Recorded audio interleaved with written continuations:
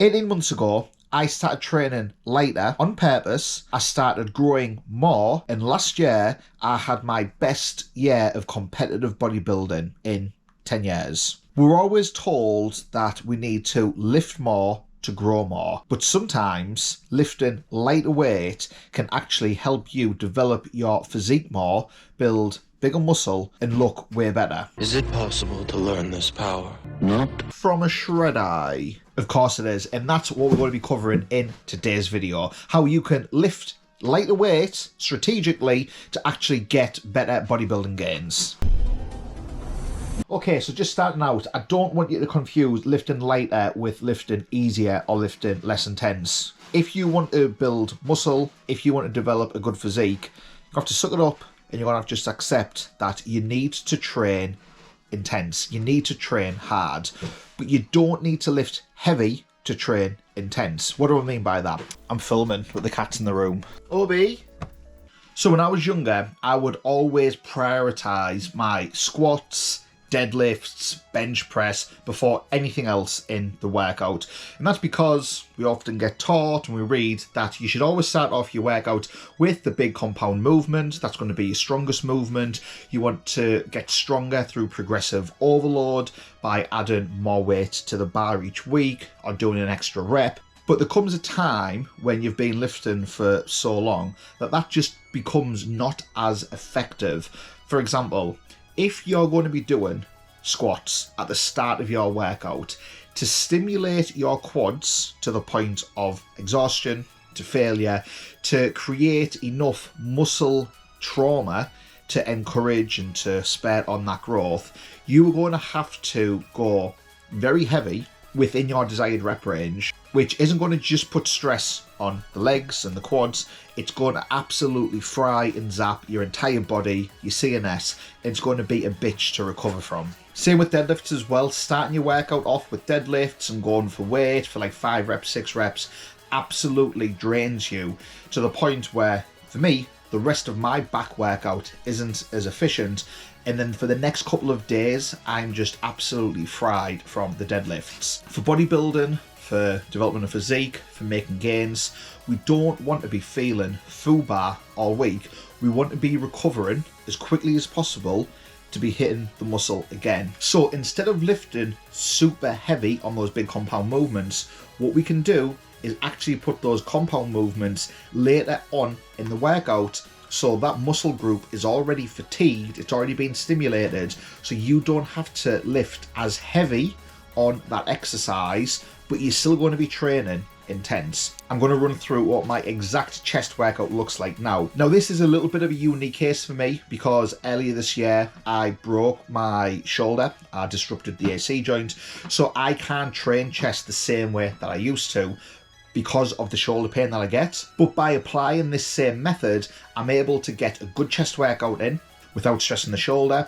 And this same theory, the same principle applies for lifting for muscle gain. So chest workout, what does it look like? Rather than starting off with a flat bench or an incline barbell press, having to spend ages warming up, working you up to your max set, lifting, putting extra strain on the joints. What we can do instead is start with fly movements, whether it's a dumbbell, whether it's cables, whether it's a machine. Now these exercises, these sets are not warm-up sets. These are your normal working sets, whether you do 2 sets, 3 sets, 4 sets, whatever it might be. For me personally, it'll be 1 or 2 working warm-up sets and then 1 or 2 proper working sets at the failure point, where the weight you're pushing on these is still in that intense range. By the time you finish your set, you feel like you couldn't do any more reps. My chest workout currently looks like cable flies, followed by a pec deck. I typically aim for 3 working sets of these. It might take a few more to get warmed up properly, but I'll go for 3 working sets, with the 3rd set being like a back off set, before I move on to my pressing movement,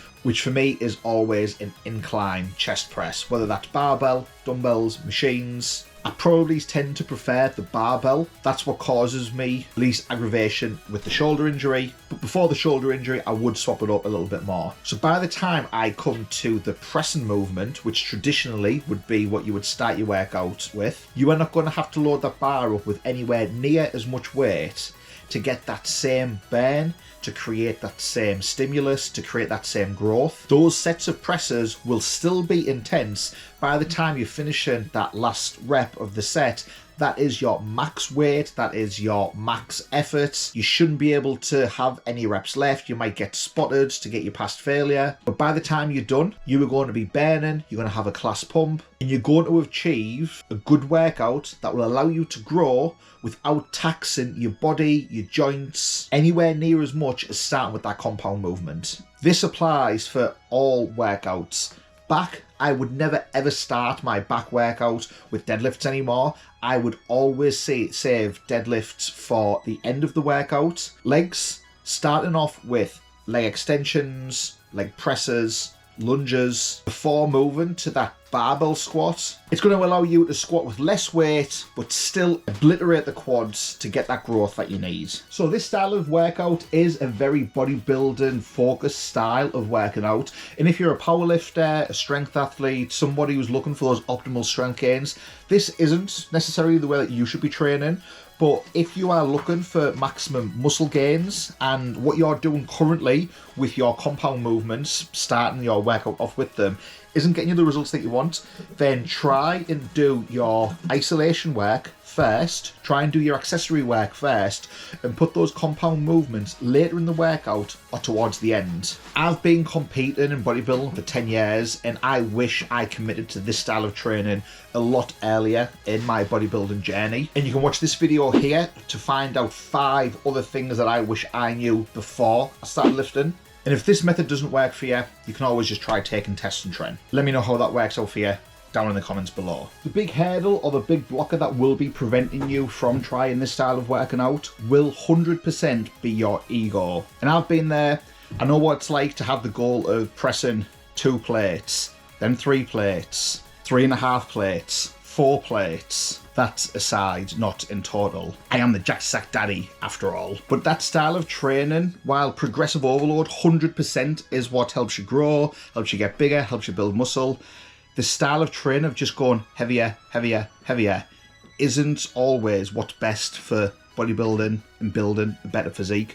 And the sooner you can get your head around that, the sooner you will make progress. I 100% guarantee it. And if you're like Shreddy, I'd rather look strong than be strong, but it is pretty good being strong. Give it a go. Let me know down in the comments what you think of it. Let me know if you think this method is bullshit. I'm always happy for a little bit of online trolling. If you want to know how I build freaky legs without squatting, check out this video. And for more, hit that subscribe button to always be ready to watch Shreddy.